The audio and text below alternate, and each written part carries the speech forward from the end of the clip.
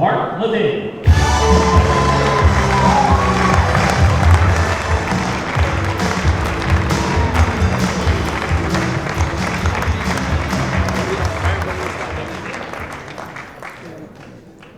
Well, that was beautiful. It's very emotional. I want to thank you all for having me here.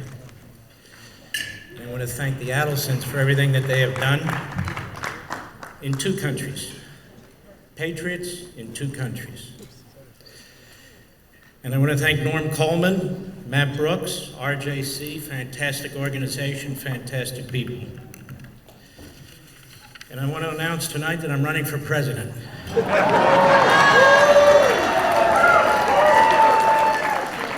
Not really, but everybody else is, so I figure what the hell.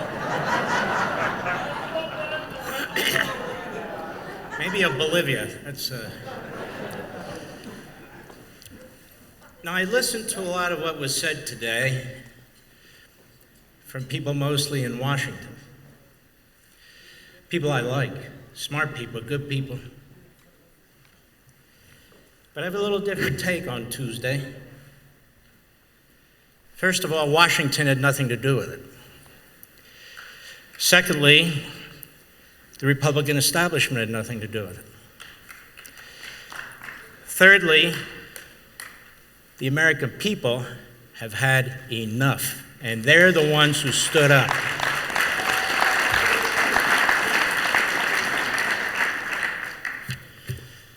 Ron DeSantis said it today, cultural Marxism. I hear my brother and sister Republican politicians, they keep talking about socialism. Socialism is an economic ideology. What's going on in this country is more than an economic ideology. It's a cultural war. Critical race theory has nothing to do with socialism.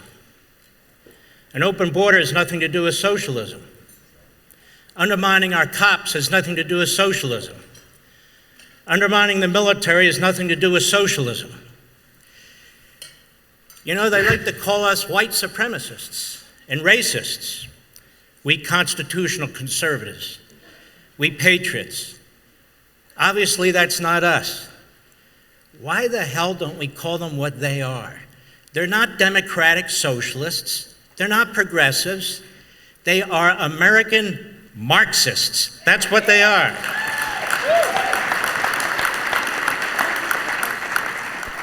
We're in the middle of a full-fledged culture war. And we're not winning. This is much bigger than an economic war, which we have as well. This is a societal ideology. Critical race theory, lat-crit, which you've never heard of before, which is an outgrowth of critical race theory. That's why the borders are open. Climate change, which is a degrowth movement that was founded in Europe in the 1970s by Marxists. They finally came up with a name, climate change. It was climate cooling, climate warming. The Green New Deal is the centralization of government and the bureaucracy to make determinations about how you're going to live, to attack your private property rights, to attack your intellectual and physical labor. That's what it is. Why do you think the Squad, which is about 10 Leninists, why do you think the Squad supports it? Because they want clean air? Because they want clean water? Our water and air is pretty damn clean, I'll tell you that right now. That's not why. This is a war on the American culture. Norm, you've asked a lot of guests, what's the greatest danger we face? The greatest danger we face today, and I mean this with all my heart, is the Democratic Party. That is the greatest danger we face. And I will tell you why. The Democratic Party is undermining our alliance with the State of Israel. The Democratic Party is undermining our alliance with our allies in Europe. The Democratic Party doesn't believe in secure borders. Can you tell me one nation that's ever survived without secure borders? There's not one. Ever hear the Roman Empire? That lasted 1,000 years. We're a little over 250 years. And I could go on. What happened Tuesday was a grassroots movement. Parents who have had enough. Did you see them in the school board meetings? They weren't talking about kitchen table issues. They said, keep your damn hands off my children. That's what they said. The American people are a good people. We are a red-blooded people. We've gone all over the world fighting wars for people we don't know.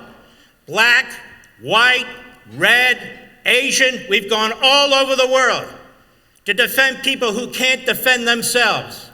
Look at Arlington Cemetery. Look at our military cemeteries all over the world. 18-year-olds, 19-year-olds, 21-year-olds. Don't tell me we're a racist country and a white supremacist country.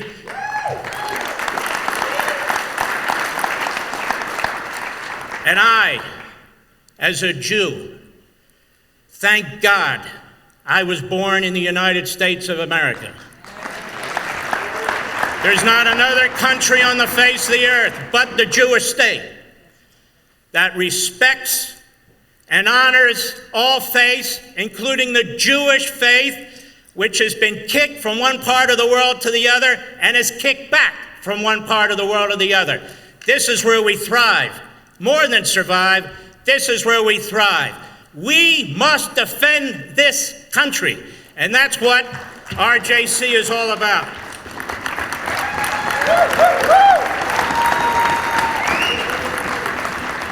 If we lose this, Mr. Ambassador, it's a pleasure to see you. He's a buddy of mine, actually. If we lose this country, we lose Israel too. It's that simple. The people who hate America hate Israel, and the people who hate Israel hate America. And there's a reason for that, because we are a free people. We are people of free will and self-determination. But tyranny and evil are hell, and we must be resolute to challenge them every step of the way, whether it's in our own country or whether it's overseas. And let me tell you something. I have never been more concerned about the survival of this constitutional republic, there will always be in America, than I am today.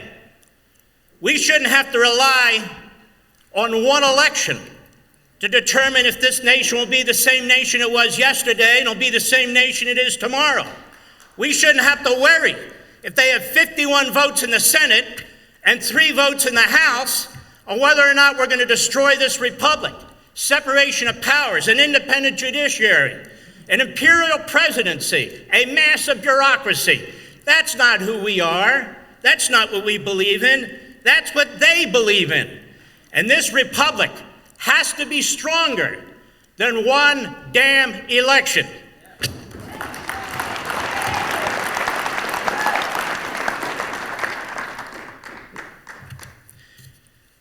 Mrs. Adelson, you talk about unity. 100% correct.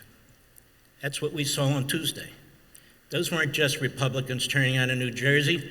There's not enough Republicans to turn out in New Jersey to put in a telephone booth. The Republicans who turned out in New Jersey, and independents who turned out in New Jersey, and Democrats who turned out in New Jersey, and in blue state Virginia, and in blue state New York. They turned out in Colorado, and Kansas, and Texas. And you know what they said? America. We love America, and we're going to unite behind America. We are not Marxists or democratic socialists or whatever crap label you want to give us.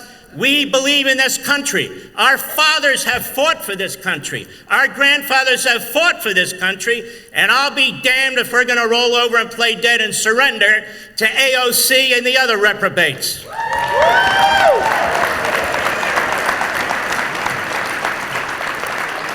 And by the way, the Republican Party does not tolerate anti-Semites. There's not a single anti-Semite in the House of Representatives of the United States Senate that's a Republican. Not one. And if there was one, they'd kick their ass right out of Congress. The Democrat Party not only embraces them, they lead them. They lead them. They were going to cut off the Iron Dome, Senator, right in the middle when the Jews in Israel are trying to defend themselves against Hamas and Iran. What kind of an ally does that? What kind of an ally does that? There are no Talibs, there are no Omars, not in the Republican Party, and as far as we're concerned, there never will be.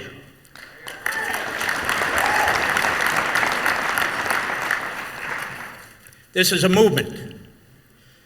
Washington may not be aware that this is a movement, but I talk to 14 million people a week, and I'm telling you this is a movement.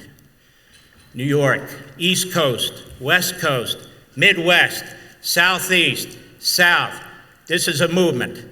There's a lot of reasons we got here, but we're here. And I would say to my Republican official friends, unlike the Tea Party that you scorned, embrace this movement. Embrace this movement. It is the anti-American Marxist movement. Now, some of you might say, Marxism, Mark, what are you talking about? I didn't say it's Soviet Marxism. I didn't say it's Chinese Marxism. Critical race theory. Do you know who invented critical race theory? His name was Derek Bell. He was a law professor at Harvard University. He was a Marxist. Critical theory in which critical race theory is based. You know who invented that? A guy by the name of Herbert Marcuse. Who was he?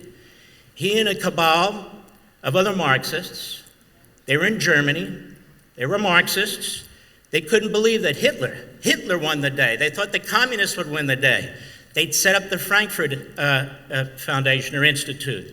He comes to the United States. He cannot believe that the United States, the 1960s, we had these riots. There's not an uprising, the proletariat to overthrow the bourgeoisie. They hated the Industrial Revolution. Marx hated the Industrial Revolution. Why? Because it demonstrated that capitalism works, and the great middle class that was created out of the Industrial Revolution didn't turn on capitalism and overthrow the country. Those are the men and women who went to war to defend the country and to defend capitalism and defend private rights. They disproved Marx's entire theory. So this whole Green Deal stuff is a war on Industrial Revolution. This whole Green Deal stuff and climate change. Climate change. The only entity that can change climate? Hashem.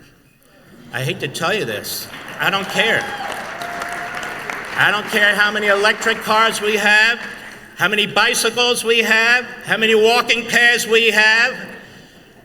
The arrogance of human beings who think they can change the climate is just beyond belief to me.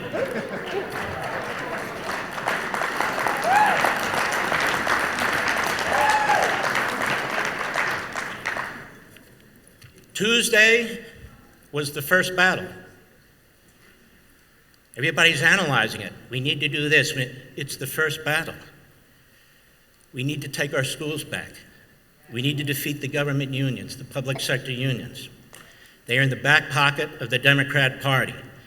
That's why, before the CDC puts out rules, it checks with the teachers union. Very well-known scientists and medically qualified people, apparently. But there are other areas of this society where there's a culture war. It's much more comprehensive.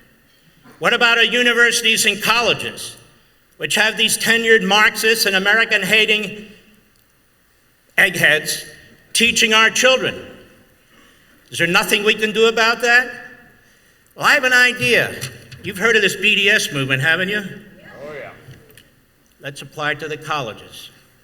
Boycott, divest, sanction.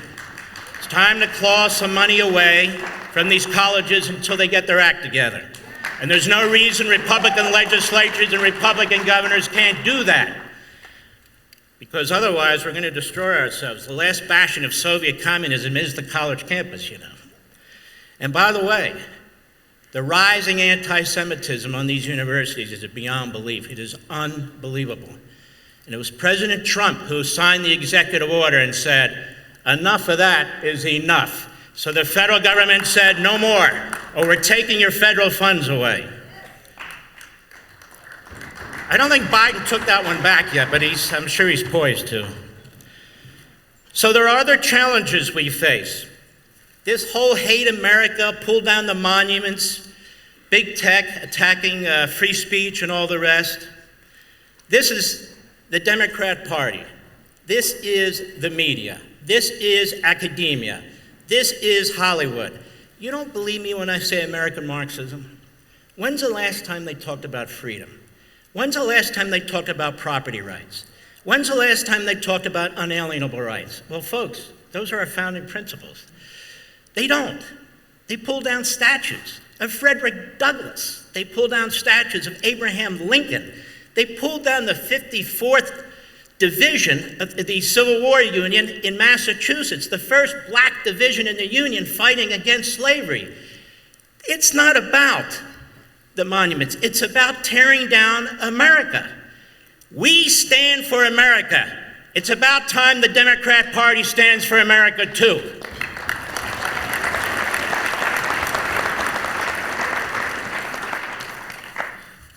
Now, I'm a capitalist, very much so. I believe very, very strongly. That takes an applause, I guess. I believe in what I call free market capitalism. You know, my heroes were Milton Friedman and Hayek and Mises and all the rest of them. And I believe in that kind of stuff. I really do. It's too bad our major corporations don't. It's too bad that the CEOs and CFOs and the COOs and the board members for most corporations don't believe in that anymore. They are gutless. They have no spine. They buckle to this movement that will devour them in 2 minutes if it has to, through taxation and regulation and so forth. The left shows up at board meetings, at shareholder meetings. They buy shares and they show up. And they do what they always do. Yak, yak, attack, attack, make demands. Where are we? How many of you have shares in corporations around this country? Raise your hand. How many of you have pensions? Raise your hand. Why are they showing up at shareholder meetings and we're not showing up at shareholder meetings? They're going to shareholder meetings to push their ideology. We should go to shareholder meetings and say, hey, we invested in this company. We expect you to focus on profit, not Marxism, not socialism, or whatever other ism you want to call it. They need to hear from us.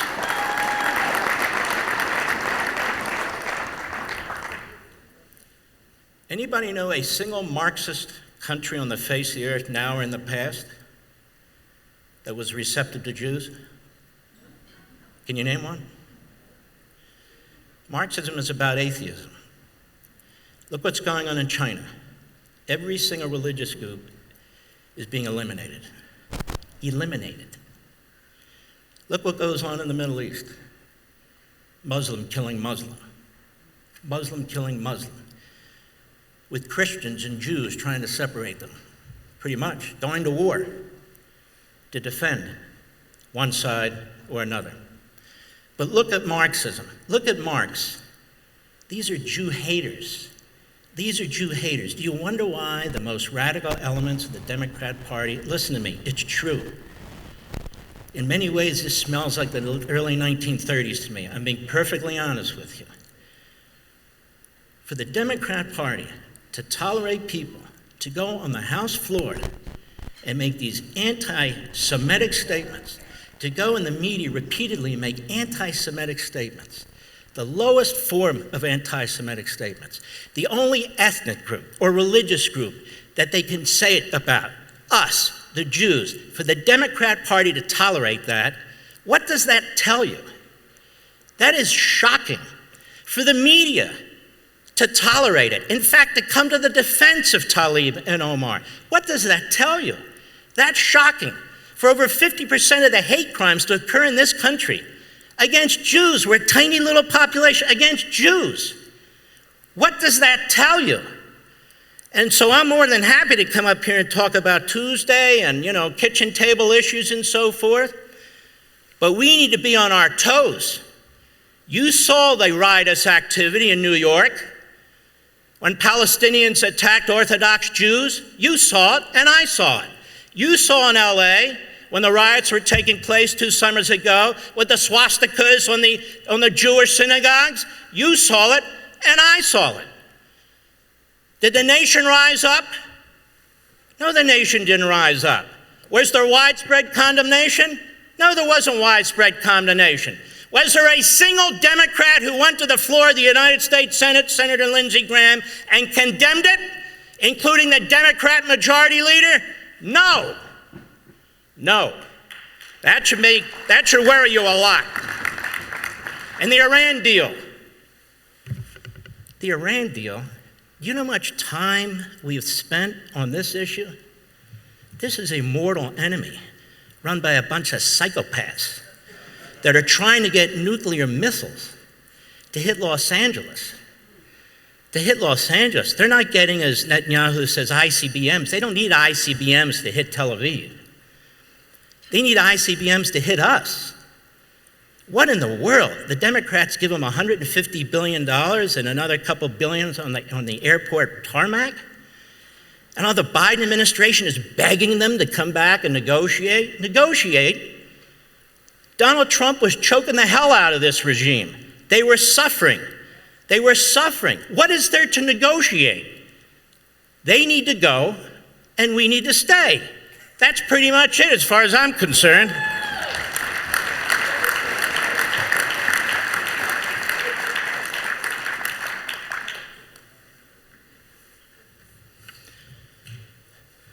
I don't know why he invited me, but here I am. You know.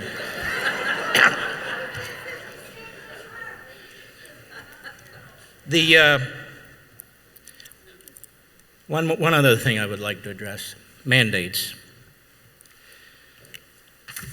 I was vaccinated, and I got the booster. Went to Costco, got my hot dog, and then got the booster. It's $1.53 for the last 10 years, a hot dog and a soda. And I go in there, and I got my shots at the same time. Now, why did I get vaccinated? So if Ernie Grabotsky next to me isn't vaccinated, I'm protected. Why would I get vaccinated to protect me against the guy who's vaccinated? The whole point of a vaccination is to protect me, right? And I encourage people to go get vaccinated or talk to your doctor. Don't watch the TV doctors and the hosts. What the hell do they know? They know as much as Fauci. So ask your own doctor. Talk to your doctor like you always would, you know. Dentist for the teeth, doctor for the virus. So what's this great debate? Mandates. You notice who the mandates are aimed at? Cops, firefighters, emergency personnel. Now that's been tolerated. People are being fired left and right. First responders, who we used to honor, 9/11 and so forth. People who put food on our grocery shelves, who we used to honor, they get kicked out too. Truckers, 37% of them haven't been vaccinated. We're going to take them off the roads? Are these people insane? Yes, they are. And so then, now what? Corporations. It's an emergency. Unless, of course, you have under 100, then it's not an emergency. Unless, of course, you're an illegal alien, then it's not an emergency. Unless, of course, you know, there are things that play here. The Equal Protection Clause of the Constitution, 2 human beings treated differently for no reason whatsoever. That's not going to hold up. The powers of the states on safety and health and so forth, that belongs to the states. That's why the federal government, never before in our history, has mandated vaccines. States mandate vaccines. The federal government is not free to. You look at the statute, OSHA. When was OSHA put in charge of vaccines? You ever been to OSHA, by the way? You don't want those people in charge of vaccines. You ever walk through our bureaucracy at all? I spent a lot of time there during the Reagan years. You don't want those people in charge of anything, let alone vaccines. If there's going to be somebody in charge of vaccines, it's HHS. But notice they didn't do anything. Well, the Fifth Circuit Court of Appeals today unanimously said, wait a minute, injunction. Very serious arguments have been made. Department of Justice, you have until Monday to tell us why this is constitutional and allowed at all. Now, why is this important? Because, ladies and gentlemen, the way I see it, they're trying to weed out of this society with mandates for specific people, specific groups, specific and so forth, people who stand up to authoritarianism.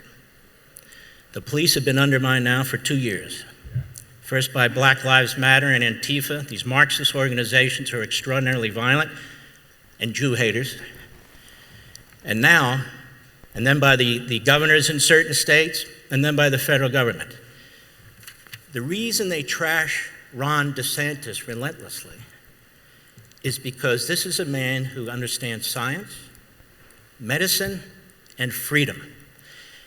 And you can support vaccines without supporting tyranny.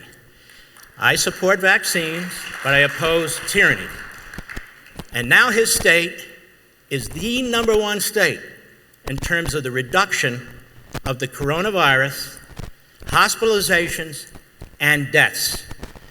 And so where's Dr. Fauci talking about Florida? People talk with their feet.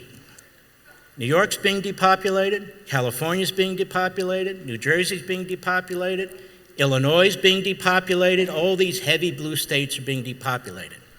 So these people are going into red states. Why do you think this Congress and this president want to nationalize so much?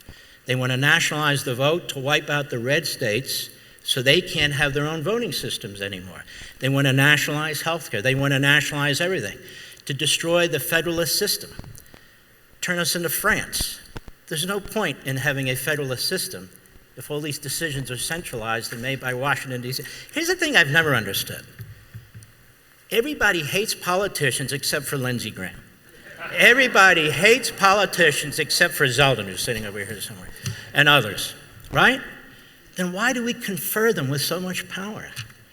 Where do they get all this genius from, this expertise where they can run healthcare, they can run freighters, they can run trucks, they can run fossil fuels, they can run this? AOC was a bartender. And I have nothing against bartenders, but I understand she poured pretty crappy drinks. So,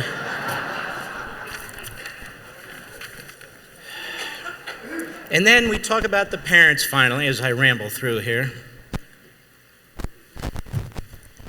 and the children. What kind of country are we going to leave our children? We're going to leave them destitute? Because that's where we're headed. Destitute. People say, well, we always deficit spending, nothing's happened yet. It doesn't happen in increments. It happens all at once.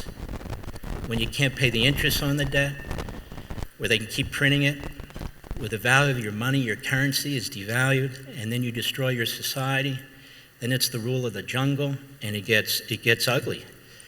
Look at Venezuela, look at the Weimar Republic, look at Zimbabwe. How many more human experiments do we need with this Marxism, socialism? How many more human experiments do we need?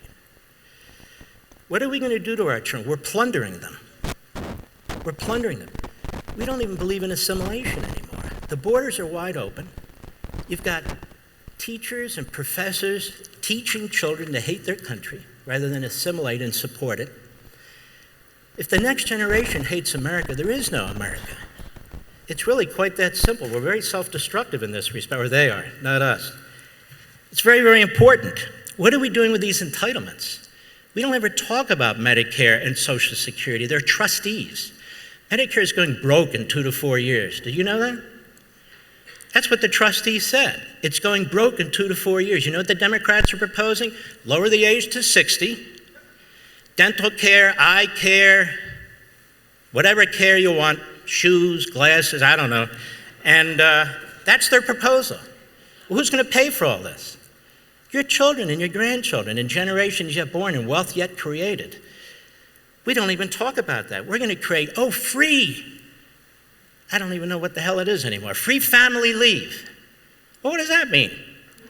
If you have a child, that's your responsibility. It's not my responsibility. Why am I, it's a funny thing. My grandmother, who got married at a very young age and had 2 kids, and her husband left her, She opened a bar. She'd never hire AOC, by the way, that I can tell you. She opened a bar. She was a mother. She had a business. Since when did Americans get so weak? It's the most amazing thing I've ever seen. My father was born dirt poor. He had 3 younger sisters. His parents were dirt poor. His parents were first immigrants from Russia into the United States, and they loved the United States. Why? Because they escaped the pogroms from Russia. All they wanted was an opportunity. They didn't want anything else. What did my father do? 10 years old, after school, he walked a mile down the street and worked at the cigar factory till 2 in the morning, working right next to his mother. Today, we don't do those things. We have free family leave, free child leave, free college for 2 years, free this, free that. Do you know why the communist Chinese are salivating? They think we're weak. Are we weak? Are we? I think we're getting weaker, aren't we? The men and women in the military aren't weak. Their generals are weak. Now let's look at immigration. You can't have open borders like this with people pouring in, MS-13. Do you know why the Trump administration separated little kids from adults? Does anybody know why? Because they didn't know if those adults were their parents or not. They could have been sex trafficking. They've been using these kids as targets, these gangs down there, from day one. So they had to separate them. They don't walk in with papers and say, "Hi, I'm the mama." And you have to figure this stuff out. And so now we're going to pay $450,000 a person because they were trying to protect these kids, not put them in cages and treat them like animals. That's what they were doing. So why is the border open? Do you know the President of the United States is violating immigration statutes today? He's violating federal law today. And those people aren't being tested for the coronavirus and so forth. Once again, you have open borders, and people come in, whoever want to come in, and you're not assimilating, and you expand the welfare state, that's how you destroy a country. Just like that. Don't we wish China would do that? I think so. The environment. The environment. What about it? What about the environment? We have the most advanced technological society on the face of the earth. We have companies that are actually, most of them, responsibly trying to deal with water and trying to deal with air. We have the cleanest water and air in the industrialized world. China, India, and Russia do not. We're part of this Paris thing, and they're not. Does that make sense to anybody else? This is called primitive throwback and regression. This is an attack. Let me put it to you this way. What is technology about? This. It's the human mind's ability to advance, to figure things out, to take natural materials, to build on top of what other people have invented, come up with new medicines, new devices, new things, and so forth to make life better, to prolong life, and so forth and so on. If you believe in this degrowth movement, if you believe the government should control basically the levers of the economy, you're trying to control the ability of people to invent, to create, to establish, because they're going to be spending most of their time trying to deal with red tape, the bureaucracy, how to pay the taxes and so forth.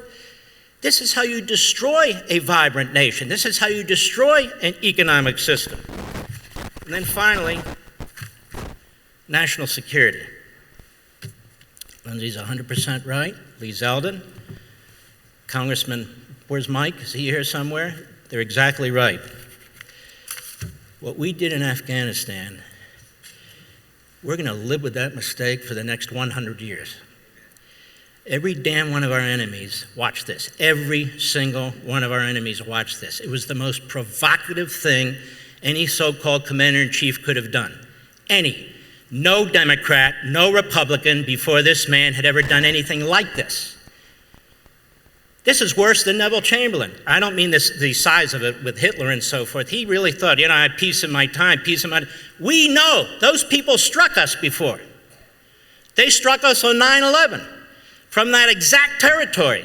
with the support and protection of the Taliban. We were slammed in New York City, in central Pennsylvania, at the Pentagon like never before. We just gave them their whole country back and $85 billion of the most advanced weaponry on the face of the earth. And there's 500 American citizens over there, and God knows how many, tens of thousands of patriotic Afghans who fought right next to us. And do not believe the lie that those people wouldn't fight. They lost 60,000 of them in 7 years. That sounds like to me they fought. They didn't get shot in the back. They got shot trying to defend their country as best they could. And I'll tell you something else.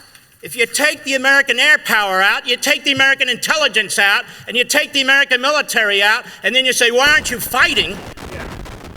They can't fight when you take everything they have away from them.